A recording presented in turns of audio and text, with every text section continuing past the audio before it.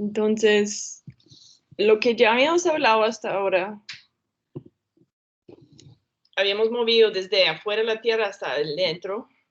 Habíamos hablado primero de simplemente movimientos y luego de fuerzas.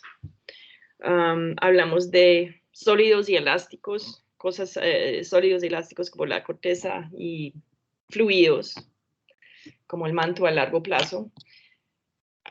Pero si miramos la Tierra como una cosa, como un objeto, tiene varios tipos de comportamiento, ¿sí? Entonces ustedes en mecánica de continuo ya lo han visto, que mucho de la forma de que se comporta la Tierra depende de escalas espaciales, escalas de tiempo, magnitudes de fuerzas que se aplican. Entonces vamos a hablar en más detalle cómo se sabe cómo va a comportar la Tierra basado en estas relaciones que llamamos constitutive laws, ¿sí? Entonces, si miro el manto como un ejemplo, ustedes saben que va a transmitir ondas de todos los tipos, pero que si lo miro a largo plazo, hace un tipo de movimiento fluido. Esa palabra de largo o corto plazo tiene que tener una definición un poco más exacta, ¿cierto? Entonces, hagamos unos ejemplos. Si yo miro la escala de tiempo donde pasan terremotos y la propagación de ondas, pues ya decimos que la Tierra es elástica. O casi todo. ¿Qué parte no es elástica?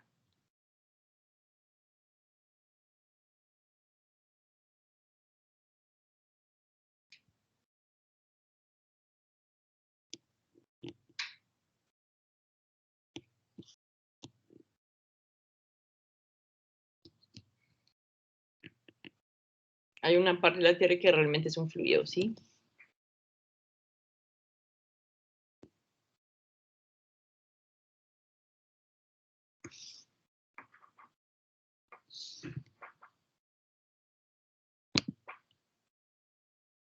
Todos han visto sismología, ¿sí? ¿O no?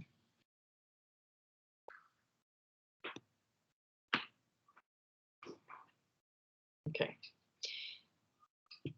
Cuando se utilizan las ondas sísmicas para explorar la Tierra, sabemos, por ejemplo, esos perfiles de densidad que vimos el otro día, esos saltos en densidad, eso se identifica con ondas sísmicas, pero también el hecho de que el núcleo exterior es líquido. Líquido como que si lo rego aquí, se nota que se fluye. El manto es otro tipo de cosa y una de las cuestiones que queremos ver es no solamente, digamos, bulk behavior, es decir, como comportamiento como una masa, sino un poco de por qué pasa así, ¿sí? Si yo miro las propiedades del núcleo como un metal fundido, básicamente, a nivel microscópico pasa una cosa distinta a lo que pasa en el manto. ¿Sí? Entonces, no solamente es que, bueno, a largo plazo eso es un fluido, bueno, decimos fluido porque es indistinguible de un fluido en su comportamiento, pero si miro a nivel microscópico, el manto es un sólido que tiene una estructura cristalina que propaga ondas. Lo que pasa es que cuando uno tiene altas temperaturas y presiones, yo puedo tener cambios a nivel microscópico que a gran escala y a largo plazo imita un fluido. ¿Okay? Entonces, esa dualidad en el manto no es realmente una dualidad, sino una cosa que vemos unos efectos en corto plazo y luego vemos más efectos cuando consideramos tiempo largo, ¿sí? Pero es el mismo material. Entonces, eso ojalá va a ser un poco de repaso. Si no es un repaso, me avisan. Yo tengo un video aquí que pueden mirar un poco para ver cómo, o sea, es más bonito tenerlo animado, ¿cierto? Pero la idea es mirar un poco por qué a nivel microscópico y a nivel matemático las cosas en la Tierra responden en la forma que responden, ¿sí?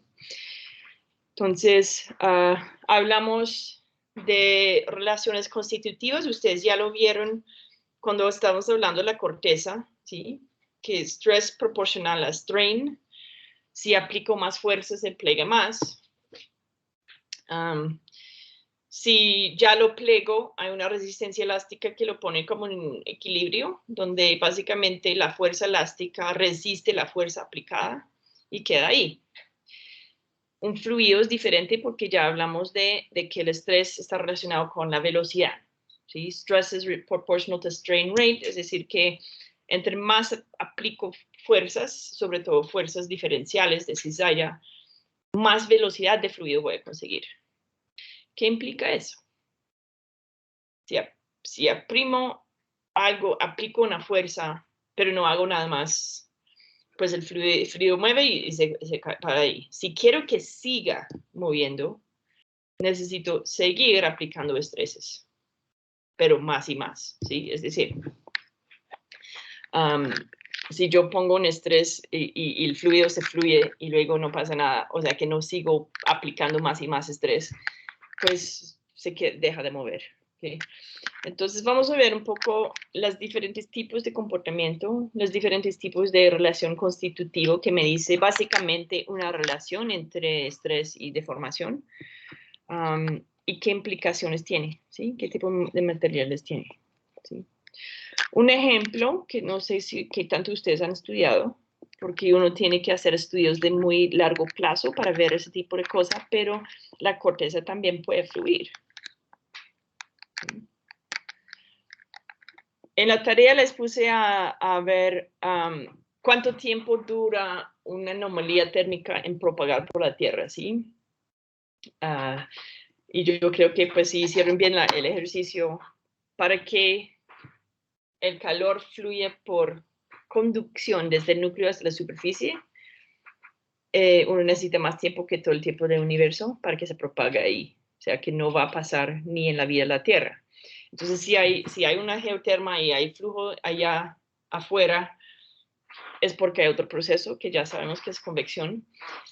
Podemos pensar también en escalas de tiempo para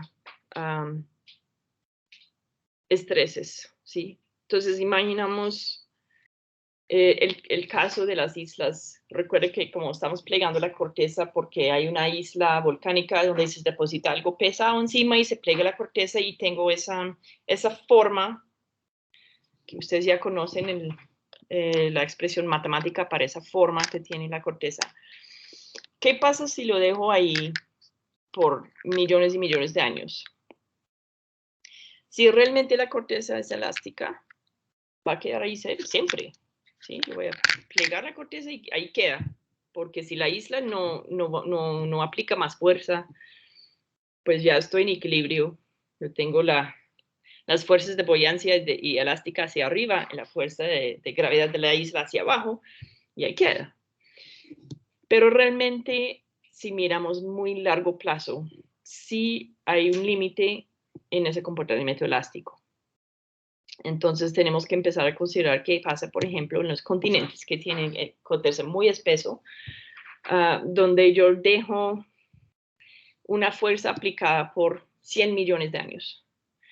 Yo puedo empezar a provocar un flujo en la corteza, que es un poco parecido al tipo de movimiento que experimenta el manto con la convección.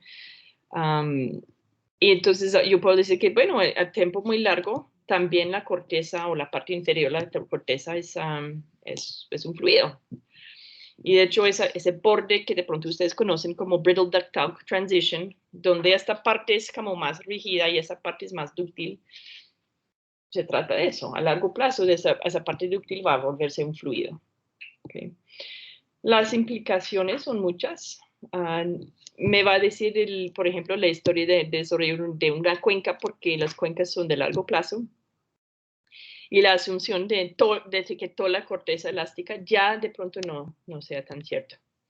Entonces, lo que quiero hacer un poco es como mirar a través de las ecuaciones constitutivas qué comportamiento implica y si eso tiene un análogo en la Tierra, ¿sí? ¿Dónde vemos ese comportamiento?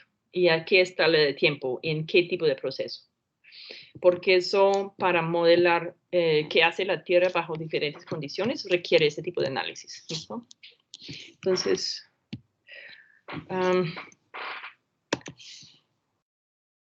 Los tipos de cosas que podemos hacer con eso, y de hecho es un ejercicio interesante. Ustedes ya vieron un ejemplo de un experimento, por decirlo así, donde se calculó algo de una relación, una rheología, y es el tema de las edades de hielo, donde tengo subsidencia por el casco de hielo y rebote cuando se quita, ¿sí?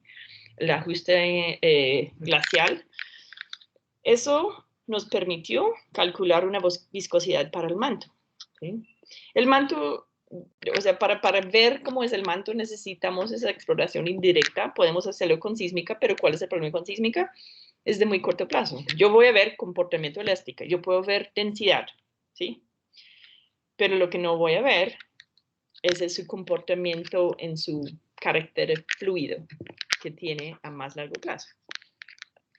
Entonces, los cálculos de estos parámetros que van en nuestras relaciones constitutivas muchas veces ni pueden venir de un laboratorio porque no hay laboratorio que tenga presiones equivalentes al manto, ¿sí?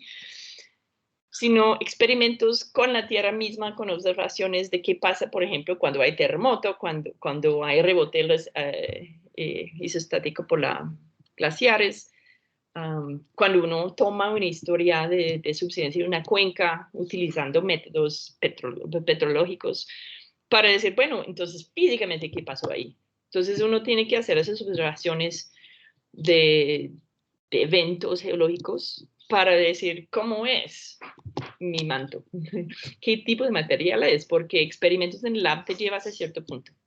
Lo que no tenemos son instrumentos capaces de producir presiones de confinamientos como son el centro de la Tierra, y entonces tenemos que improvisar un poco utilizando comportamiento. Lo mismo que hicimos con las islas. Si calculamos el espesor de la corteza no por una imagen, sino por ver cómo se plega, vamos a hacer lo mismo con el manto y con la corteza, a diferentes escalas de tiempo. Entonces es interesante para entender la historia de la Tierra, pero también esa material que es una roca, cómo se comporta en lugares que no son mi laboratorio. Y eso es lo que lo vuelve más interesante. Yo creo que ustedes ya han visto ese tipo de cosas. Los materiales tienen ciertas respuestas si lo aplico una fuerza. Entonces podemos hablarlo así. Yo tengo, no sé, eso no es elástico, pero yo hago eso, deformación. ¿Eso qué me dice? Yo estoy aplicando una fuerza constante y a una deformación constante. Si esta cosa fuera un fluido, ¿qué pasaría? Algo así. Matemáticamente, entonces, ¿qué relación tengo entre estrés y deformación? Hago esto. Entre más aplico, más deforma. ¿Y qué pasa cuando lo quito? Que es por punto 2.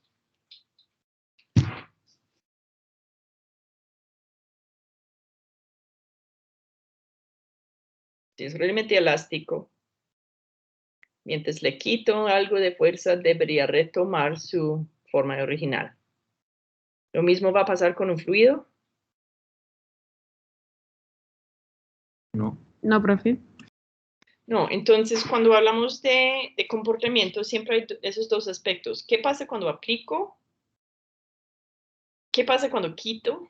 Y podemos poner una tercera, que es qué pasa cuando lo sostengo con el tiempo. Si sostengo esto con el tiempo, la misma fuerza, ¿qué va a pasar? Quedamos ahí hasta que me canso. Si aplico la misma presión en un fluido, el fluido se mueve, evite esto y vuelve a un equilibrio y ya no, o sea, yo no veo deformación, el fluido se queda ahí y deja de fluir. Entonces necesito pensar en términos de eso. Aplico una fuerza, lo sostengo, lo aumento o lo quito, ¿y qué pasa? ¿Okay? Entonces los comportamientos que de pronto ustedes ya conocen, frágil, que en inglés decimos brittle. Si aplico un martillo, ¡punk!, lo parto. Si es elástico, hago eso y ¡pum! Como el martillo de caucho, ¿sí? Entonces, lo que va a pasar con mi objeto, si lo puedo parar en animaciones, es que va a ser... Entonces, es una deformación y rebote. ¿Qué pasa si es viscoelástico? ¿Ustedes han estudiado materiales viscoelásticos?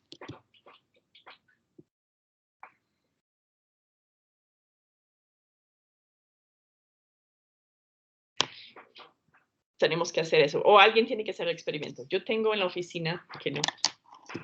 Lo dejé en la oficina, pero no en la casa. Hay algo que se llama silly putty. No sé si ustedes lo han visto. Nosotros cuando éramos niños siempre jugábamos con eso porque es súper chévere. Uno tiene algo que parece como una plastilina, pero muy elástica. Si le hago una bolita, rebota como, pero casi igual de altura cuando uno deja. Es como, por eso lo llaman silly putty. Es como una cosa absurda y rebota. Pero si lo cojo así y lo sostengo y lo sostengo, eventualmente se aplasta, fluye, gotea. Y eso hasta cuando uno es niño le parece fascinante porque los materiales ordinarios no hacen eso. O sea, la cosa o es un sólido o es un líquido y eso es lo que uno aprende de niño. Entonces ese tipo de sólido es muy divertido. Resulta que tiene mucho en común con las rocas. ¿Okay? Lo que pasa es que en la roca, en las condiciones que tengo aquí, no voy a verlo, pero si ustedes quieren ver cómo es una roca a alta presión y temperatura, uno puede jugar con esa silly putty. Yo lo voy a buscar, lo tengo en la oficina porque siempre me gusta jugar con él. Yo creo que se puede comprar, probablemente en Panamericana si les interesa, pero es algo que es divertido. Entonces, ¿qué pasa? Yo lo pego, puede rebotar, ¿sí? Si es una fuerza muy fuerte. En el momento, hace eso. Si aplico la fuerza y sostengo, eso es donde empiezo a ver ese derritamiento. Entonces ya es un poco distinto a mi elástico que queda ahí. Este sí como quiere como cancelar las estreses elásticas, lo llamamos así. Lo que pasa en un fluido, por ejemplo, es que si aplico una fuerza, ustedes, no sé si ustedes han hecho, ¿cómo se llama cuando uno se tira el agua? Si se cae mal, hacen eso, ¿sí? ¡Pah! Y duele.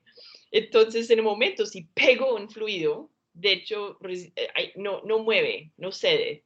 Entonces, hay un golpe terrible. O sea, si ustedes han caído de algo alto en agua, duele. No sé si alguien ha tenido esa experiencia.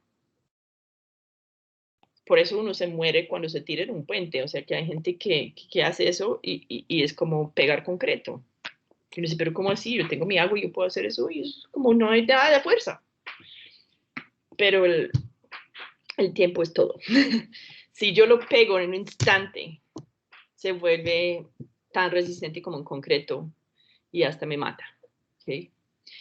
Pero lo que pasa es que si aplico una fuerza así, gradualmente, el agua tiene tiempo de mover y parar. O sea, yo meto el dedo en el agua. Hay un movimiento inicial de pronto cuando empieza a ceder el agua y se mueve y fluye, pero en fin, no puedo, si yo aplico esto, lo que voy a sentir es que el agua cede y el estrés desaparece.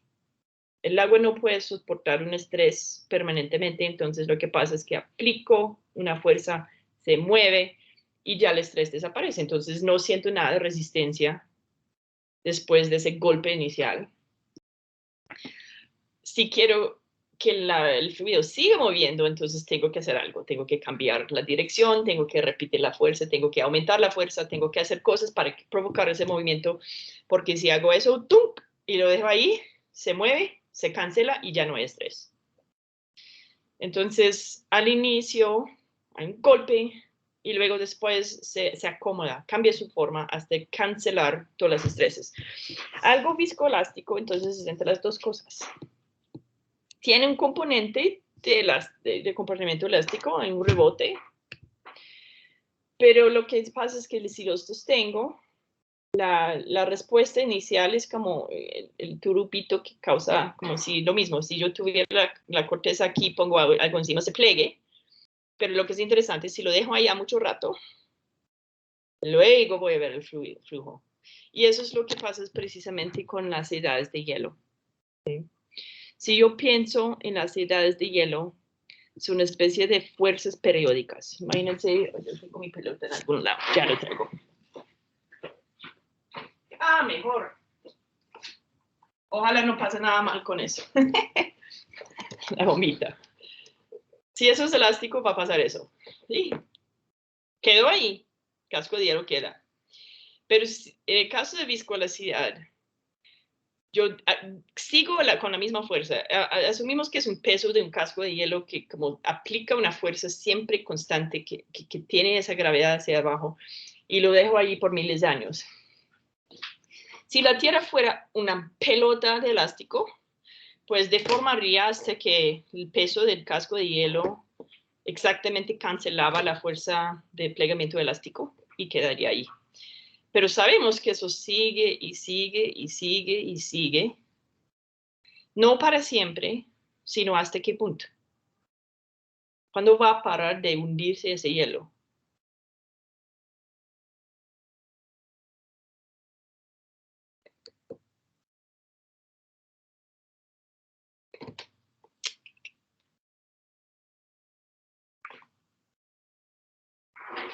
¿O nunca va a parar? ¿El hielo va a llegar al centro de la Tierra? ¿Va a involucrarse en la convección del manto? No, ¿cierto? Entonces, ¿hasta qué punto puede hundirse ese hielo como máximo?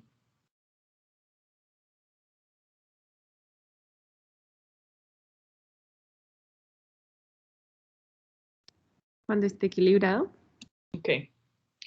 Cuando esté equilibrado, no elásticamente, sino viscosamente, o en términos de lo que ya aprendieron, isostáticamente.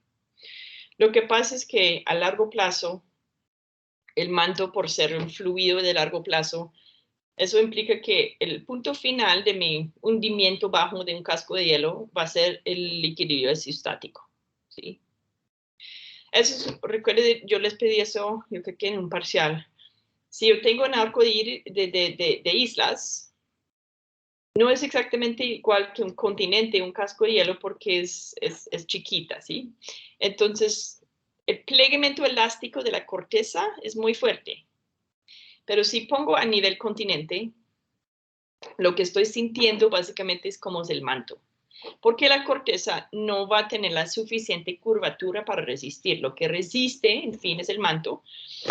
Y tiene una respuesta inicial que es elástico, donde aplico la fuerza de forma, pero en algún momento lo que estoy viendo es un equilibrio isostático, porque eventualmente el manto fluye para acomodar y dejar que el hielo flote encima de la Tierra como si fuera un iceberg en agua. ¿Okay? Si yo tuviera edades de hielo muy corticas, yo nunca alcanzaría a ver el comportamiento viscoelástico. Sería como una oscilación elástica de la superficie, ¿sí? Como lo que pasa con ondas sísmicas. El hecho de que lleva cientos de miles de años da tiempo para que el manto empiece a parecerse un fluido. Y lo que estamos viendo es como una combinación de una respuesta elástica y respuesta viscosa, que es muy interesante. Si yo veo a largo plazo, yo tengo algo como convección y es puro fluido. Pero sí hay procesos que están donde uno ve un comportamiento como intermedio. ¿Sí?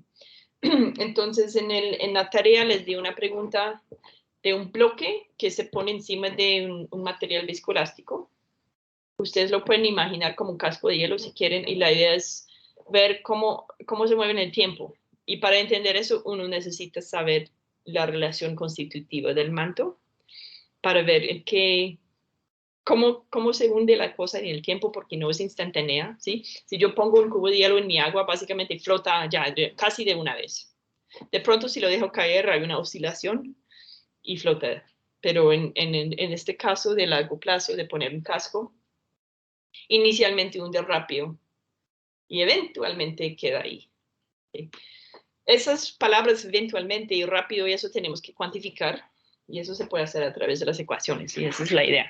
Que si yo puedo decir cuánto tiempo voy a tener que esperar antes que se rebote la bahía de James en Canadá por haber quitado ese casco de hielo hace 10.000 años. ¿Okay? Entonces, eso es el tema de rheología. En la otra clase quiero hablar un poco sobre esas observaciones mismas, porque ustedes que están tomando sensores o a tomar sensores sabemos que utilizamos herramientas como el GPS para medir rebote viscoelástico del manto, ajuste estática de los glaciares. Pero hay otras herramientas también. En la sismología, si ustedes estudiaron terremotos, hay un comportamiento que es instantáneo, pero también hay un comportamiento, una consecuencia más allá. ¿Sí? Ustedes, si yo tengo una corteza que es un bloque, no voy a romper mi celular, pero imagínense eso y hago una falla transversal así. ¿Qué pasa? Se rompe, suelto ondas. ¿Eso es el fin de la historia? No. Yo voy a crear un estrés en la parte dúctil de la corteza, en el manto superior, por haber movido relativamente. Yo voy a crear unas fuerzas de cizallas dentro de mi corteza y manto, bajo de la zona sismogénica, pero igual estoy aplicando un estrés. Si no es elástico y no es frágil, entonces no es que todo va a romper hasta el manto. Ustedes saben que no va a romper el manto por un terremoto. Entonces, ¿qué es lo que pasa? Si hay un comportamiento plástico, bueno, entonces voy a como casi que romperlo, pero más por estiramiento, ¿sí? Una falencia elástica de elastic failure, donde hago y por fin se estira permanentemente. Eso es una posibilidad. Pero también tengo la posibilidad de que haya flujo, porque estoy aplicando un movimiento aquí y lo mantengo. Y lo dejo ahí. Y lo dejo ahí como casi para siempre, años y años. ¿Qué pasa? Yo tengo un estrés permanente en la corteza inferior y el manto que luego va a empezar a ceder. ¿Sí? A largo plazo se vuelve un fluido y yo puedo observar eso en la deformación. Y eso es lo chévere, es como uno puede hacer mediciones de la rheología de la corteza y del manto utilizando esas observaciones. ¿Okay? Entonces uno puede ver observaciones de aplicar fuerzas y de quitar fuerzas y lo vemos todos los días en procesos de la tierra, en la superficie, donde se puede ver. Entonces básicamente algo frágil se rompe y ya, ¿sí? Algo elástico, yo aplico una fuerza, si lo guardo allí, mantiene esa forma deformada, si lo quito, vuelve. Algo viscoso, lo pego y no pasa nada hasta y empieza a ceder. Si lo quito, pues queda ahí, o sea, no va a fluir hasta acomodar como el hueco que dejé, pero no va a rebotar. Viscoelástico es entre las dos y eso es donde vemos cosas interesantes, ¿sí? En este caso es como el iceberg. Lo pongo encima de la corteza y la corteza plega como una reacción inicial, pero luego empieza a fluir. Entonces tengo ambos comportamientos. Lo que va a pasar entonces cuando quite la fuerza es que un rebote elástico de la parte elástico, pero ¿qué pasó con la parte de viscoso? Eso no va a rebotar, eso nunca es que puedo plegar un agua y que vuelva a su original. Entonces lo que va a pasar es que a una recuperación parcial. ¿Okay? Entonces lo que va a pasar eventualmente con el casco de hielo es que lo quito, el rebote inicial es parcial y lo que tengo que esperar es un proceso de reequilibración fluido donde voy a tomar la forma original que no, pues que está en equilibrio, ¿sí? Es como si yo tengo un vaso no de agua, sino de miel y lo hago eso, tonk, espero un poco y vuelve porque esa superficie está manteniendo un estrés que tiene que desaparecer eventualmente y lo hace como aplanándose. ¿Dudas hasta ahora? ¿Ustedes, eso sí es un repaso? O de pronto un repaso de largo plazo, de hace mucho.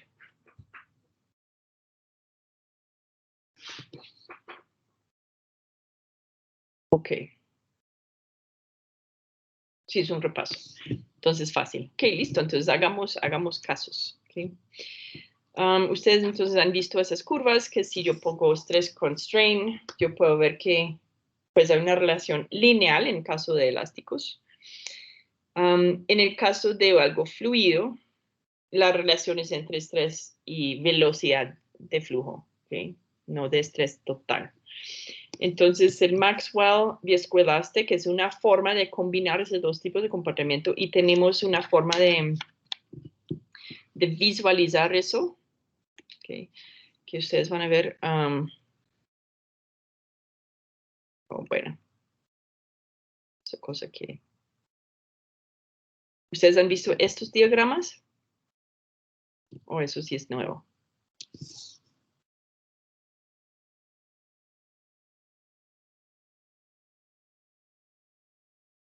¿Y han derivado relaciones constitutivas basado en ese tipo de diagrama? Funciona un poco como circuitos, para los que han hecho mucha cosa de circuito. En ondas, ok. Interesante. En mecánica también, excelente. ¿Y se acuerdan cómo funciona?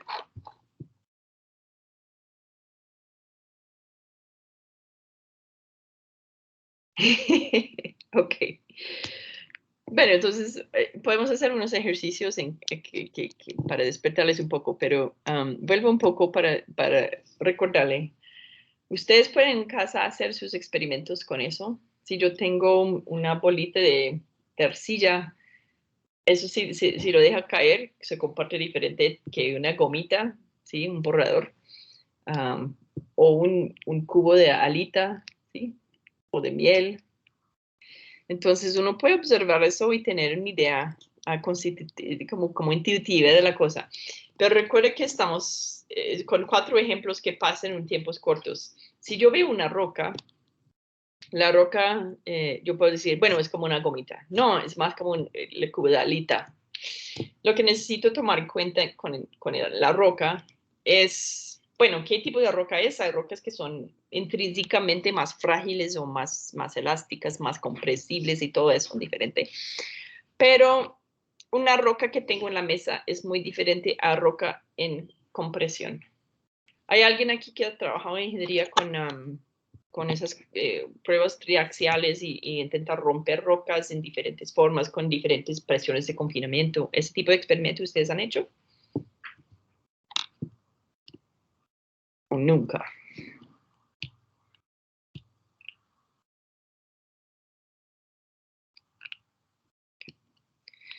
Sin tener ese laboratorio, pueden hacer experimentos a pequeña escala en la casa con cosas que no les importa romper, de pronto no sus celulares.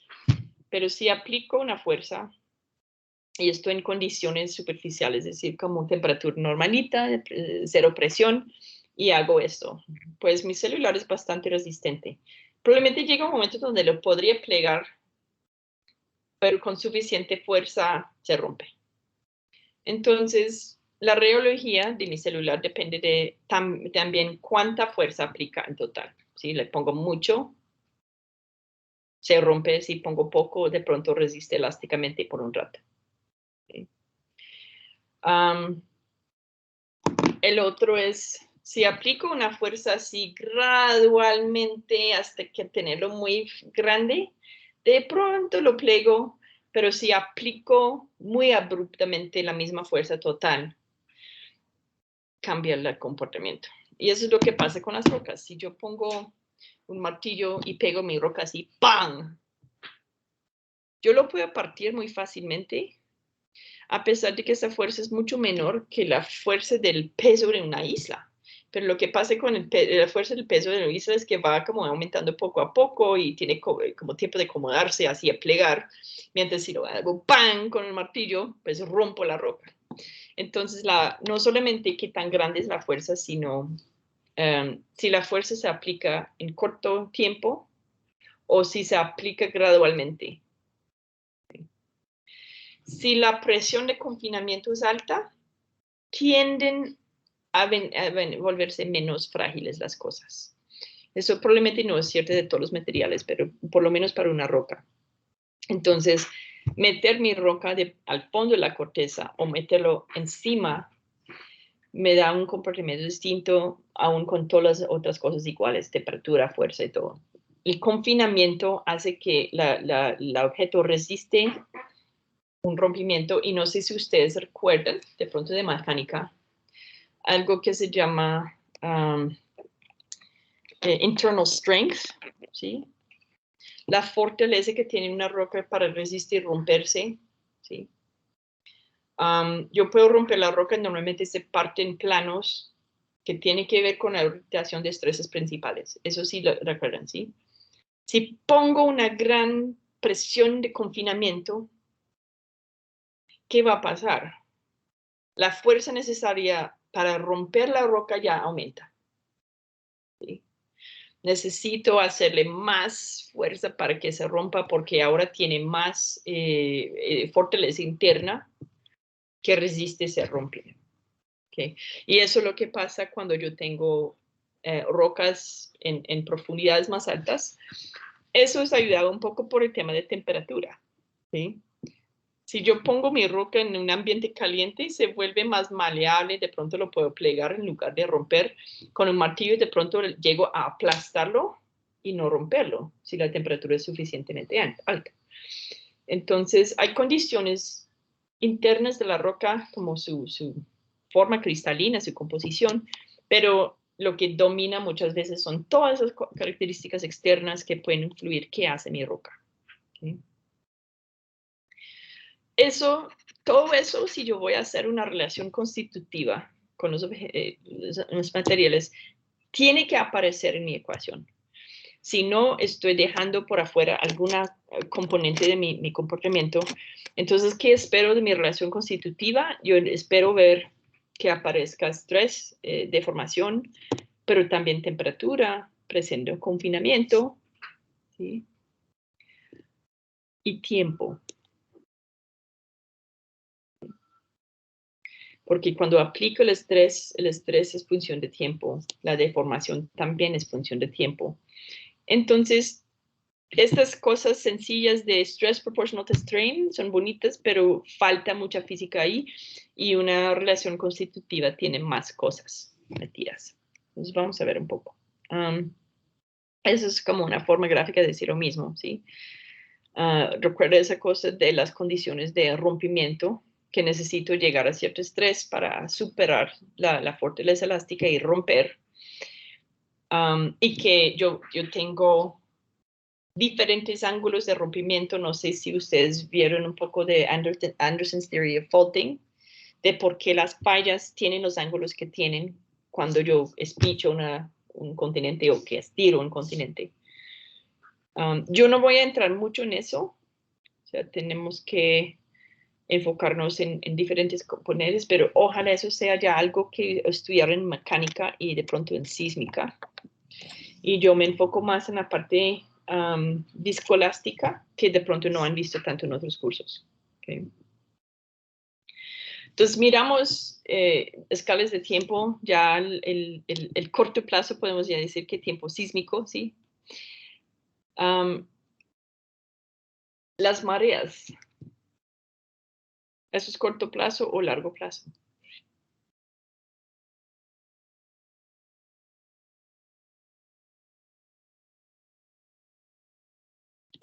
¿Y corto plazo? Corto plazo. Sí, es corto plazo. Imagínense que yo tengo la Tierra así y la Luna va moviendo. Yo tengo una fuerza diferencial, ¿sí? Yo tengo algo aquí que atrae la Tierra, la Luna, pero jala más fuerte aquí que aquí. Entonces, ¿qué hago? Yo estiro la Tierra un poco porque ya la fuerza que actúa en la Tierra tiene más aquí, menos, entonces yo voy a tener la Tierra así. Pero la Luna va moviendo, entonces luego hace eso. Entonces hace eso. Y de hecho hay modos de formación de la Tierra por las contribuciones de la Luna, del Sol, de los otros planetas. Entonces hay modos de deformación como esto, cuadrúpolos, y eso hace como, pues, hay modos normales de la deformación, la vibración de la Tierra a plazos de tiempo como de mareas. ¿Okay? Pero básicamente es como una pelota, es como su pelota de squash. y no tengo tiempo, como no, si pusiera la luna ya por muy buen tiempo, de pronto la Tierra con largo plazo podría estirar hasta más con el flujo, como el agua que se levanta así de fácil. Pero la Tierra sólida es como una bolita. Y se mueve la luna de una vez, entonces estoy forceando la Tierra con una frecuencia alta, digamos, ¿sí? Cuando llego a la parte de edades de hielos es donde empieza a darme tiempo para ver algo de viscosidad y más tiempo aún yo veo la naturaleza fluida del manto. ¿Sí? Entonces, la idea ahora es como intentar desarrollar una ecuación que me diga eso. Ustedes ya han visto la forma sencilla, ¿sí? Fuerza y yo tengo una aceleración. Si yo tengo algo elástico, aplico un estrés y tengo una deformación. En ese caso no es importante la masa, sino una cantidad que se llama Young's Modulus, que me dice qué tanto deforma. Listo. Allí no veo nada de tiempo. Entonces, la implicación es que un material elástico es elástico y no importa cuánto tiempo es. Si realmente fuera elástico, sería así. La corteza, por la mejor conocimiento que tenemos desde el inicio de la Tierra, la parte cerca de la superficie realmente es elástico y lo puedo dejar allá y no fluye. ¿Sí? Yo si me paro encima de la corteza por millones y millones de años, no me voy a hundir como en un fluido. De pronto plego la corteza un poquito, pero no voy a hundir. Entonces hay cosas que por términos prácticos, es decir, que más de la edad de la Tierra, son elásticos y no tengo que ir más allá. Pero si tengo un componente fluido, ¿qué va a entrar ahí? La derivada de strain en tiempo, y entonces ese tecito de tiempo entra. ¿Okay? Entonces, eso es mi forma de meter tiempo en esta ecuación, es que si con un componente fluido de su comportamiento ya tengo una derivada. Y si tengo una derivada, una velocidad, el tiempo entra en la ecuación. ¿Okay? Entonces, esas son mis dos unidades básicas de un material viscoelástico. Y la idea es que yo puedo combinarlo con diferentes configuraciones. ¿Okay? Ustedes han visto esa representación, dicen que en ondas o de pronto en mecánica. Nosotros siempre, para visualizar comportamiento, realmente ustedes saben que los materiales son 3D, a veces son isotrópicas, a veces son no isotrópicas, a veces son homogéneos y a veces no.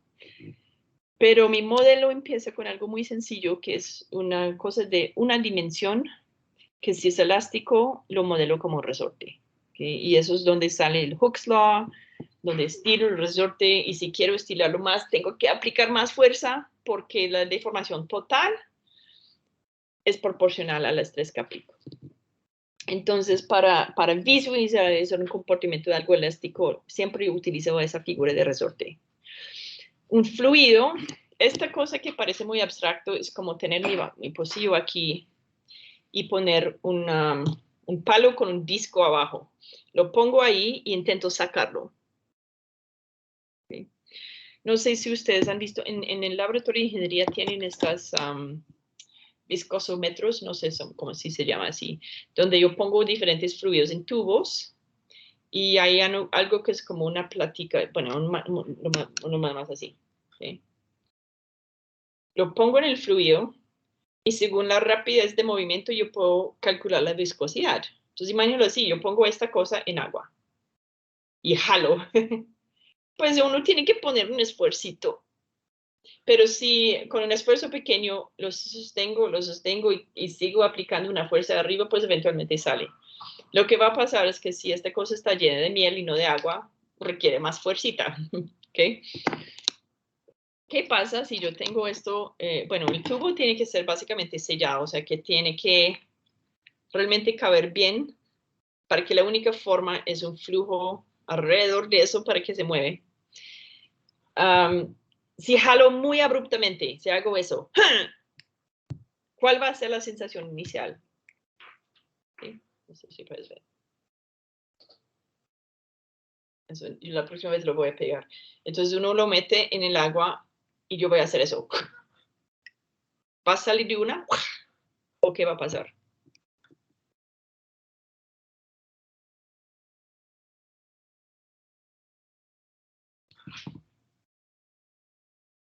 Tiene que hacer el experimento. ¿Sabes qué? Los que son nadadores de pronto lo han intentado. No sé si ustedes han jugado con esas cosas que, flutterboards, ¿sí? Esos palitos que uno lleva como para solamente nadar con las piernas y uno lo lleva enfrente. No sé si ustedes han jugado con ese tipo de cosas, pero si yo lo meto debajo del agua e intento jalarlo, es difícil moverlo. Lo que uno tiene que dejarlo flotar o empujarlo muy suavemente y así fluye el agua. Pero si intento jalar esa cosa o si lo pego, pues es como un bang, ¿no? Entonces, ¿qué pasa con ese dashpot? Inicialmente jalo y no pasa nada, pero eventualmente el fluido empieza a acomodarse y lo puedo sacar. Entonces, ustedes si nadan, la próxima vez que vayan a la piscina, hazme ese favor, meten la cosita debajo del agua y jala fuerte a ver qué pasa. Pero sigue jalando con la misma fuerza, no hacerlo así, sino hacerlo así. ¿Y cuál es más fácil? Yo aplico menos fuerza en el segundo caso, pero lo pongo más gradualmente y hay una respuesta diferente. Entonces, ustedes, yo no veo cómo hacerlo a escala pequeña, aparte de armar sus propios viscosímetros, pero lo pueden hacer en la piscina la próxima vez. Todo el mundo va a preguntar qué hace ese nerdo, pero es como chévere. ¿Okay? Entonces, yo aplico una fuerza y como la tasa de movimiento es relacionado con estrés, no tengo una respuesta inmediata de deformación al momento de aplicar el estrés. Yo empiezo con velocidad 0, aplico el estrés y va a empezar a mover con cierta velocidad. Si aplico más y más estrés, entonces puedo aumentar esa velocidad, pero si pongo un estrés constante, yo voy a tener una velocidad constante del fluido y voy a sacar esta cosa eventualmente. ¿Okay? Pero el fluido está fluyendo, ¿sí? Es una tasa de deformación, más no una deformación total, porque la deformación total puede llegar a infinito con la misma fuerza. Mientras el Hooke's Law, si aplico un estrés y no lo aumento, pues la deformación es la deformación. Si quiero que mueva más, me toca jalarlo más fuerte y más fuerte. Un fluido no, yo voy a empezar a jalar y con la misma fuercita que aplico, hay un movimiento constante. Y mueve, y mueve, y mueve hasta que saca la cosa. Entonces, esa figura que utilizamos aquí, la intención es imitar básicamente un viscosímetro. Yo no sé si estoy invitado a una palabra que no existe en español. Viscosimeters, que son esos tubitos de fluido, donde yo tengo un palito. En inglés se llama dashpot. No sé qué palabra tiene en español, de hecho lo tengo que pensar. Dashpot en español, ¿alguien sabe? Pero representa este palito en un fluido donde uno tiene que jalar y entre más fuerza, más velocidad le puede dar. Pero que inicialmente una resistencia, o sea, al momento 0 no pasa nada y luego cede. Entonces, esas relaciones constitutivas, las unidades básicas, yo lo puedo combinar ahora si quiero, ¿cierto? ¿Y qué variables tiene? Tiene estrés, strain, un parámetro de la rheología, ¿sí? Como las características del material que son su Young's modulus, en este caso su viscosidad, que son los parámetros que me dice qué tipo de fluido y elástica es. Pero el segundo sí tiene un componente de tiempo. ¿Okay? Si quiero tener un comportamiento que varía en tiempo para el primer caso, yo puedo hacerlo oscilando, ¿sí? Y lo que entonces yo hago es una trampita donde aplico un estrés que varía con el tiempo. Entonces yo puedo hacer algo con mis resortes que es doing, doing, doing, doing. Bueno, ¿qué estoy haciendo? Estoy cambiando el estrés. Pero si aplico un estrés constante, la deformación queda constante. Entonces, el tiempo está ahí escondido. Aquí el tiempo es como muy obviamente metida. Todavía no hay nada de procediendo continuamente, todavía no hay nada de tiempo, de temperatura. ¿Ustedes dónde creen que pueden entrar estrés y temperatura en estas ecuaciones?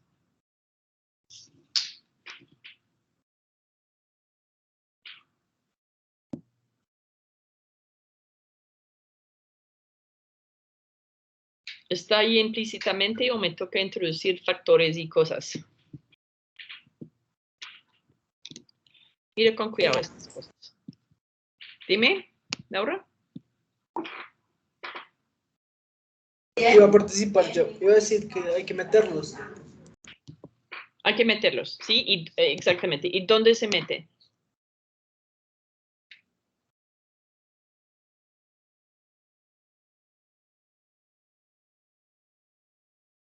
Okay. La forma donde aparecen eso generalmente, no siempre. Si pienso en temperatura, lo que cambia con temperatura generalmente son estas cosas. Okay. Caliento mi roca, yo cambio sus propiedades. Hay una cosa que es más complicada con estrés, donde realmente yo puedo tener comportamiento donde eso no es proporcional al estrés, sino estrés a un exponente. ¿Sí? ¿Sí? Entonces, ¿qué pasa? Eso es la cosa de que si golpeo algo o si lo hago más suave, yo puedo cambiar un poco la respuesta por la fortaleza de mi fuerza. ¿Okay? Eso ya lo hablamos de que si la magnitud de la fuerza cambia, yo puedo cambiar no solo la deformación, sino la respuesta como tal. ¿Sí? Yo puedo cambiar un poco las propiedades. Pero muchas veces uno dice, bueno, que la viscosidad depende del estrés, es otra forma de decir lo mismo. ¿Okay? Entonces yo puedo, por ejemplo, intentar jalar muy fuerte un fluido y puede resistir más porque aplica más fuerza o puede resistir menos porque aplico más fuerza. Intuitivamente yo creo que si uno piensa en algo como miel, es como cuando yo hablaba de dar la vuelta así, como mezclar. Recuerde que si intento hacer vueltas en un espacio chiquito, estoy creando fuerzas de cizalla fuertes que me hace difícil superar, ¿sí? Entonces es muy difícil mezclar miel fría, sobre todo en un continente pequeño. Eso lo hablamos hablamos de la convección del manto. Pero hay materiales que si uno intenta aplicar más fuerza, cede más fácilmente. Entonces uno puede tener algo que es strain weakening o strain strengthening. Por eso quiero preguntarles si en algo de pronto de sismología ustedes aprendieron algo sobre ese de fallas. O eso es totalmente no que lo han visto.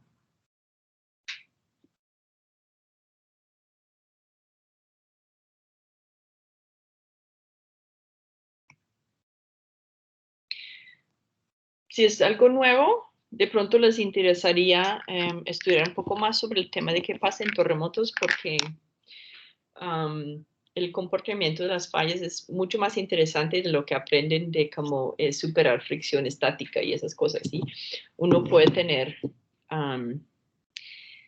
movimientos que hacen que la falla se sanen más rápido y que resiste más movimiento. O yo puedo tener una cosa donde se ponen más débil porque hay movimiento y facilita más movimiento.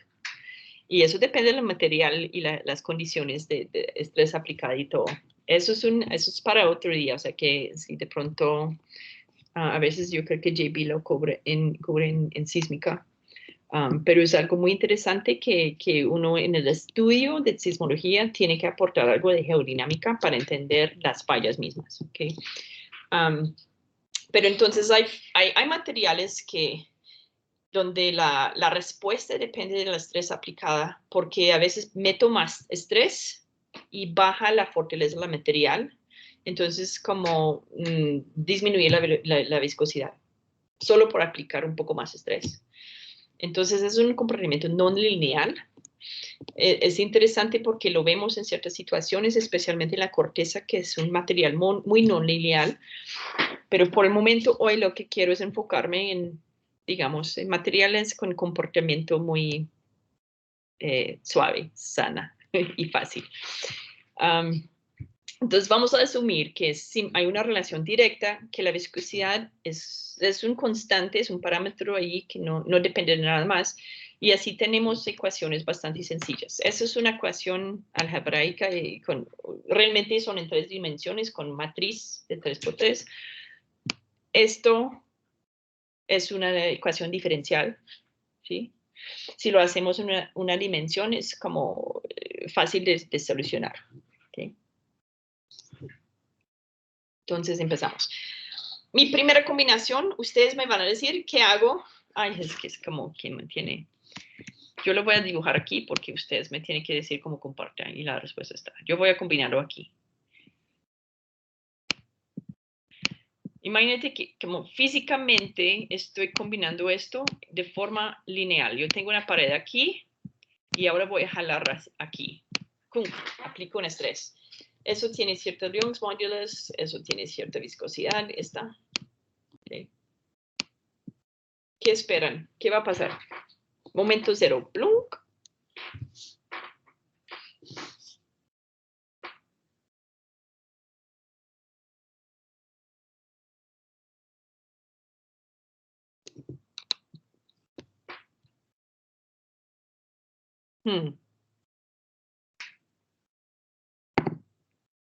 La pregunta es, ya hablamos de cada uno por aparte. Yo jalo el resorte y responde instantáneamente. Yo lo tiro un poco y sale un poco. Tiro más y sale más. El fluido resiste inicialmente, pero luego con un estrés constante sale esa vaina, ¿cierto? Entonces, si pongo un hilo con un resorte aquí y luego un dashpot, empiezo a jalar, ¿cuál es la primera cosa que va a pasar?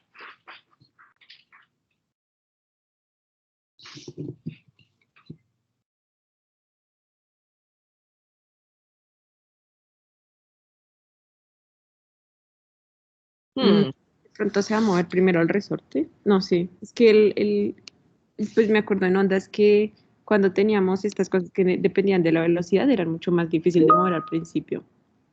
Ok. En cambio el resorte es más, o sea, es intentar como devolver el movimiento cuando está más estirado. ¿No? Ok. O- No, sigue. No, eso es interesante. Entonces, tu propuesta es que básicamente el resorte cede primero, o sea, que ya yo empiezo a jalar y la primera cosa es que el resorte hace eso, ¿sí?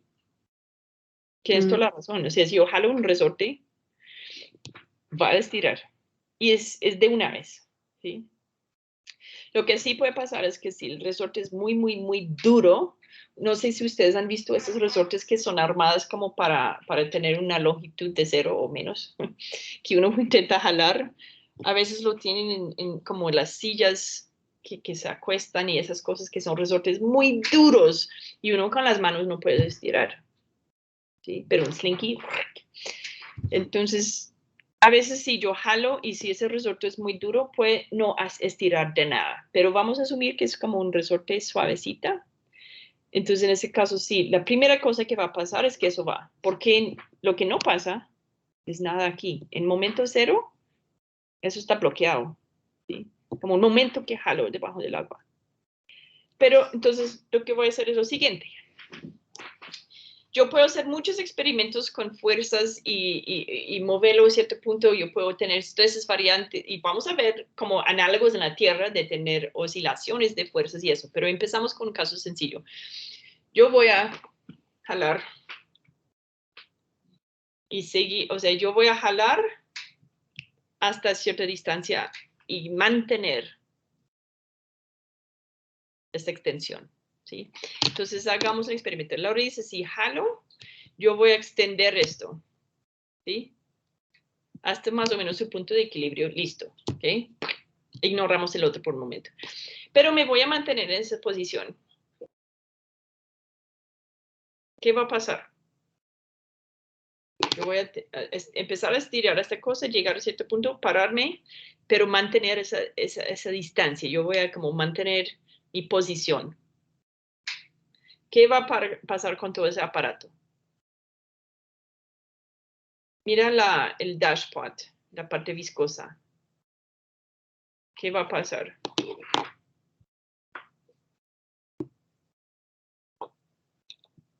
Eso no es fácil, hay que pensarlo un momento.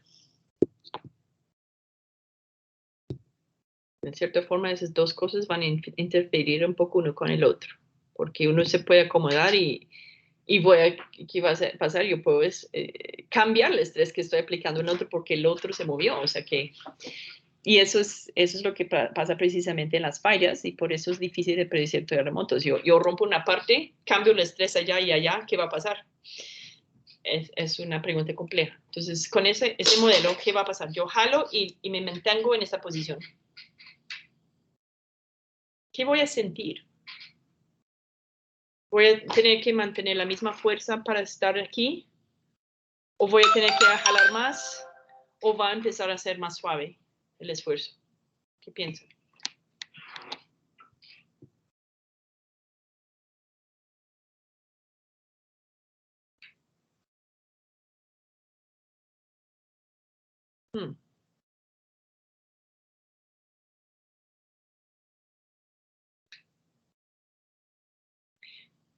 Yo sé qué va a pasar en cada caso individualmente, ¿sí? Si yo jalo un resorte y mantengo mi posición, yo tengo que estar ahí hasta el fin del universo manteniendo esa misma fuerza para que no se vuelva a su original. Si hago lo mismo con el fluido, pues en algún momento, ¿qué pasa? Yo jalo y dejo, o sea, yo no me muevo, deja de mover esta cosa, se relaja todo el estrés y ya estoy aquí con esta cosa flojita, sin tener que aplicarle nada de estrés y me quedo ahí. Ahora sí tengo una combinación.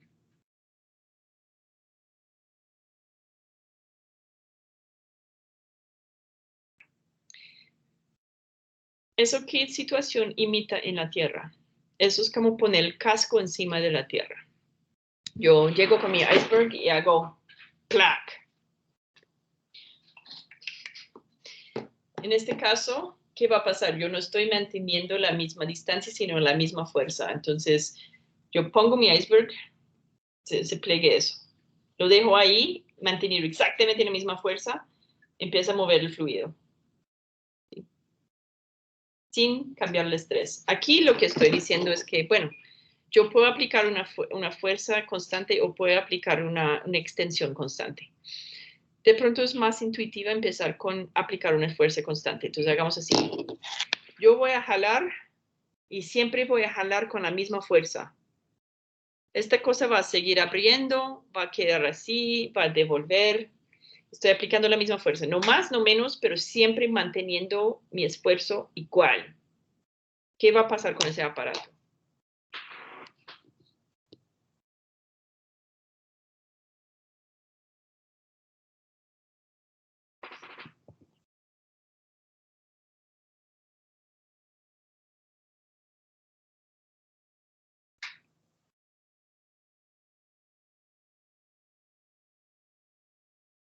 Recuerda el iceberg, el casco de hielo. Lo pongo aquí. Eso es aplicar la misma fuerza siempre porque la única fuerza que está empleando esa cosa es su propio peso. ¿Qué va a pasar con la corteza? Pues yo lo pongo encima, de pronto se plega un poco la corteza en momento 1, ¿sí? ¿Y ahora qué?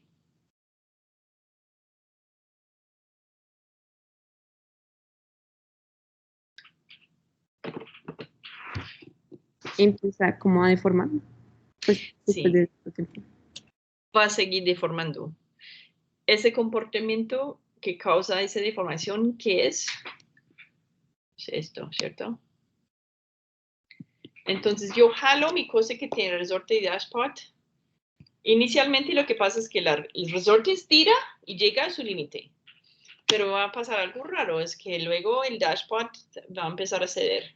Entonces, uy, si mantengo mi fuerza, me toca ir pasos atrás porque esta cosa va saliendo. O sea, yo voy a sacar esta cosa de su de su cosa, y eso va a salir y salir y salir, y entre más jalo va a salir, y va a tener una velocidad constante como dependiendo de qué tan fuerte es esa fuerza que aplico, pero yo sigo manteniendo esa fuerza, entonces va a salir.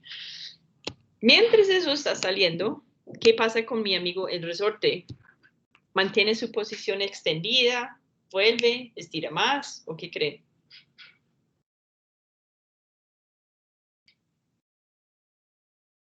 Sigo jalando.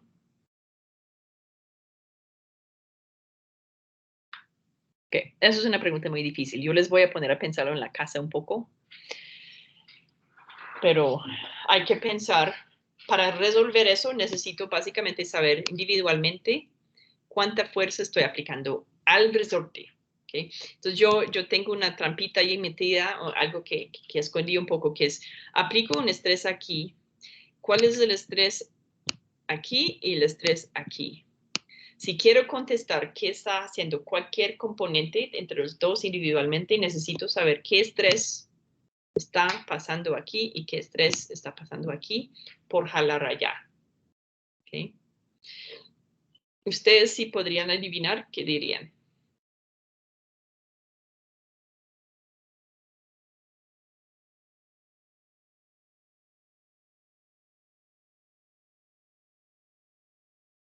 Piensa en una cuerda. Si yo estiro una cuerda, ¿cómo se distribuye la fuerza aplicada dentro de mi cuerda? La tensión, digamos. Yo voy a hacerlo con mi cargador que ojalá no se rompa. Okay. Voy a tensionar esto. ¿Okay? Aplico jalar aquí y jalar al otro lado. ¿Cuál es la tensión aquí comparado con lo que estoy aplicando? Eso tiene que ser lo mismo. Sí. Se destruye, cosa que en cualquier parte de mi aparato aquí estoy aplicando siempre el mismo estrés. ¿Okay? Aplico un estrés aquí, es la misma que está aplicado aquí, es la misma que está aplicada, igual que una cuerda que extiendo. ¿Okay? Entonces ahora sí podemos volver a la pregunta. Yo estoy jalando aquí con una cosa constante, un estrés constante. Eso sí está moviendo constantemente. ¿Esto qué hace?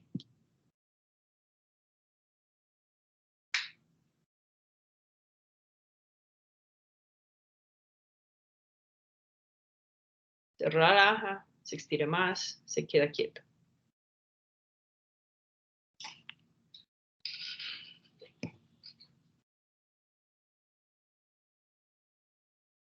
Okay. Vamos a volver a esa pregunta, no les voy a decir.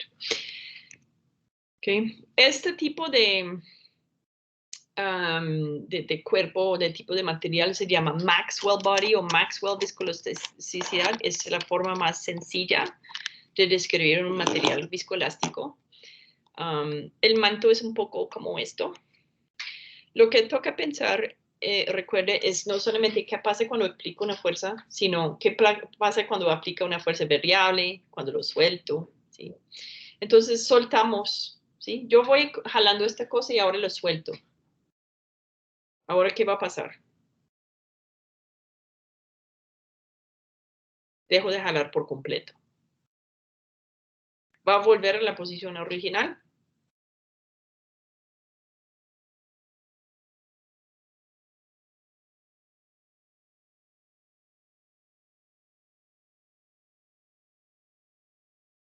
¿Qué pasa con esto?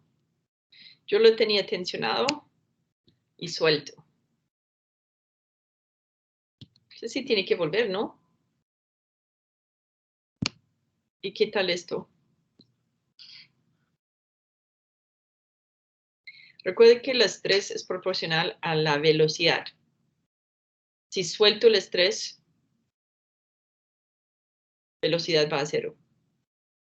Entonces queda ahí. Si lo estiré a doble, esta parte nunca se recupera. ¿Sí? Es como yo saqué mi cosa del dashboard y lo dejé. ¿Eso porque tiene que volver? Necesita una fuerza adicional para devolverlo. No tiene.